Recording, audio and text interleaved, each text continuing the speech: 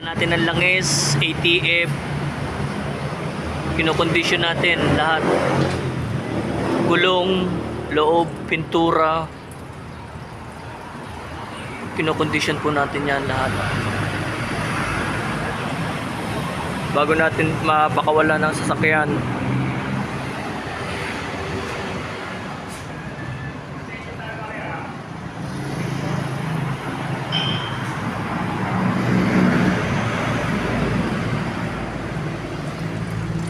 Oh, wala. Kulay itim brown na. Iba na ang kulay. Talagang matindi to. Oo. Kaya lagi tayo nagpapalit ng langis bago ibenta sa sakyan. Para walang masabi ang ang buyer. Ayan. Yan ang itsura pag hindi napapalitan ng langis.